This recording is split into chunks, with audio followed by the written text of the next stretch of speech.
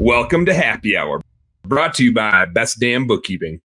Here's how I broke down strategic planning, hashtag it's just planning, to my coachees in my landscape lighting coaching group. Because again, so much of this stuff is just like that's big, kind of like budgeting, right? Like, well, that's big and heavy, and I don't even know where to start, right?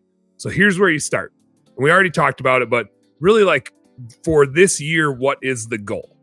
JC talked about his, kind of talked about mine. It doesn't have to be a revenue related thing, right? It's generally not. It's a thing that maybe you can express in revenue, and so you start working to revenue. But what really is the goal for you this year? Is it to get to a new set of problems because you've been on the same set of problems and you're bored with that set of problems? Is it to get more freedom? Is it to hit a certain income level for your family? Like, it might be a monetary thing. I always caution that because it's like such a stupid saying, but like, money doesn't buy happiness. Like, focus on the happiness. What's truly going to make you happy? It's your business. Focus on your happiness, right? Money's a part of that, but it's not all the end all be all, right? And any person running $1 million business will tell you how much that sucks, right? So it doesn't have to be about the money. Make sure it's something that really makes you happy. But define that goal. What is it? And when you start defining that goal, it's going to start leading you down the path of like, how do I achieve that goal? So here's some areas that I have found come into your planning to help you put like specifics to this plan. The first two are something that Sean and I have talked about. If you've ever heard me talk about anything and you haven't heard me say this, I don't say it enough. And Sean and I have been talking about this together since 2016. Capacity versus demand. Everything in a home service business and in any service business, and in fact, probably in any damn business, I just only know service businesses really well.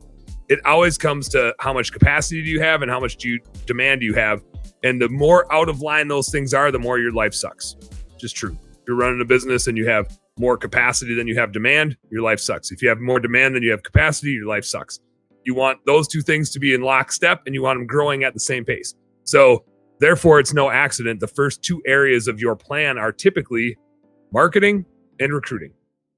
Your goal, how are you going to get the clients that you need and what clients are you going to focus on getting to achieve your goals? And at the same time, who do you need to go get? How many technicians do you need to achieve that goal? How many office people do you need to achieve that goal? How many salespeople do you need to achieve that goal? And that leads me in, and I'm just like quick hit on these. I'm not going to deep dive because we don't have a ton of time. That kind of leads into my org chart. I put org chart in strategic planning because you're talking about recruiting a little bit, but what roles do you really want to be in? You're probably wearing 10 hats, right? You are in 10 different jobs on your org chart. Draw them out. Go back and read the E-Myth Revisited. Sean and I actually did that a few years ago when we were doing like planning for our admin business when we were at Blue Skies.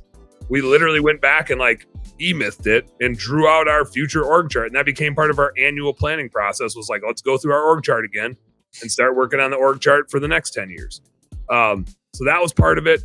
Think about next one is infrastructure. Do you need more storage? Do you need a new location to house all your stuff? Do you need new software? Do you need other like utilities or shop supplies or whatever to allow you to go out and do the work or retain the employees? Assets, trucks, equipment.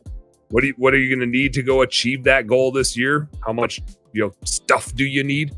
And then next, that goes right hand in hand with that, is finances. How the hell are you going to pay for it?